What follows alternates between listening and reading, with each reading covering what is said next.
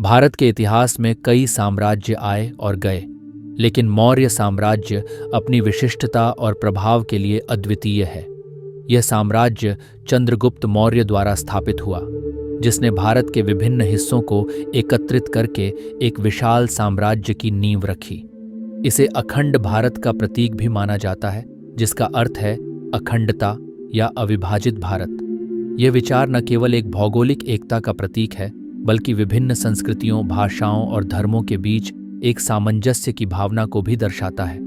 इस डॉक्यूमेंट्री में हम इसके उत्थान, विकास और पतन की गहरी यात्रा पर चलेंगे।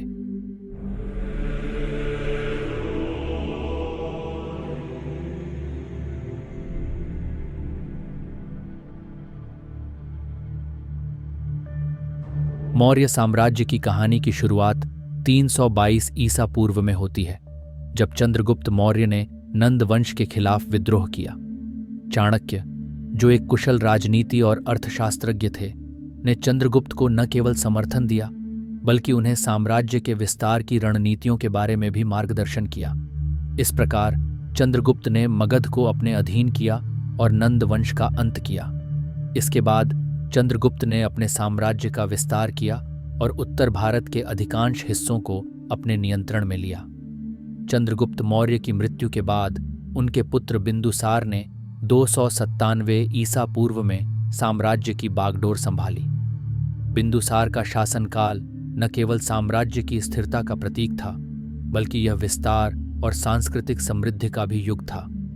उन्होंने अपने पिता की नीतियों को आगे बढ़ाते हुए साम्राज्य को दक्षिण भारत की ओर फैलाया, जहां उन्होंने कई स्थानीय राजाओं को अपनी शक्ति के आगे झुकने पर मजबूर किया। उनका राजकुमार होने के नाते बिंदुसार ने नंद वंश के क्षेत्रों को अपने नियंत्रण में लेकर साम्राज्य का आकार बढ़ाया। वह आर्थिक संबंधों को बढ़ावा देने में भी सक्षम रहे, विशेषकर यूनानी व्यापारियों के साथ। उनके शासन के दौरान उन्होंने व्यापारी मार्गों को सुरक्षित रखने की कोशिश की, जिससे व्यापारिक गतिविधियां फल फूल सकें। अशोक मौर्य साम्राज्य का सबसे प्रसिद्ध शासक था, जिसने 268 ईसा पूर्व में शासन संभाला। प्रारंभ में अशोक ने कलिंग युद्ध लड़ा, जो उनके जीवन का एक मोड़ साबित हुआ। इस युद्ध में लाखों लोग मारे गए और इस रक्तपात ने उन्हें गहराई से प्रभावित किया। इस दुखद अनुभव ने अशोक को आत्मविश्लेषण की ओर अग्रसर किया।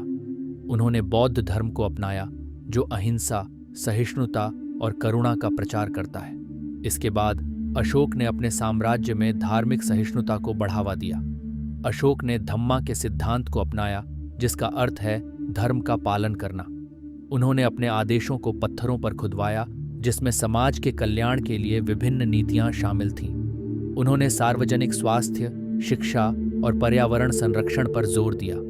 अशोक ने बौद्ध धर्म को फैलाने के लिए अपने भिक्षुओं को भेजा, जिससे न केवल भारत में बल्कि एशिया के अन्य हिस्सों में भी इसका प्रभाव पड़ा।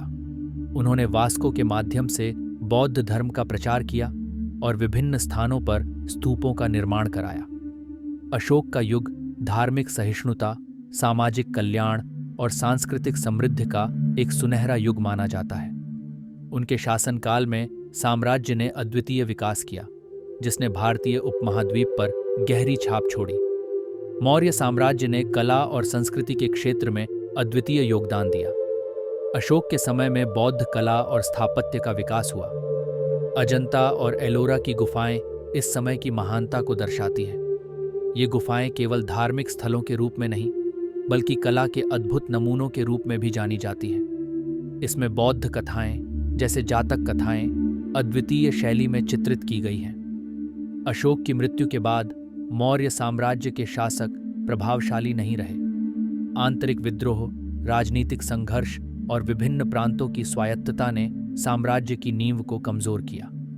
150 ईसा पूर्व में बृहद्रथ का पतन हुआ, जब उसके मंत्री पुष्यमित्र शुंग ने उसे हत्या कर दिया, जिससे मौर्य साम्राज्य का अंत हो गया। मौर्य साम्राज्य ने न केवल भारत में बल्कि पूरे एशिया में बौद्ध धर्म का प्रचार किया। इस साम्राज्य के समय की कला और संस्कृति ने भारतीय संस्कृति के विकास में महत्वपूर्ण भूमिका निभाई। बौद्ध धर्म के स्तूप, जैन धर्म और अन्य धार्मिक धारणाएं इस समय के अद्भुत प्रमाण हैं। मौर्य साम्राज्य ने हमें यह सिखाया कि एकता, धर्म और संस्कृति का सामंजस्य कितना महत्वपूर्ण है। इसकी कहानी केवल इतिहास नहीं, बल्कि प्रेरणा और धरोहर का एक जीता जागता उदाहरण है।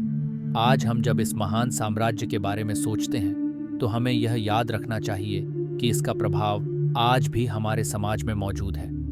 मौर्य साम्राज्य की कहानी एक प्रेरक यात्रा है, जो हमें इतिहास की महत्ता और उसकी रक्षा की जिम्मेदारी का एहसास कराती है।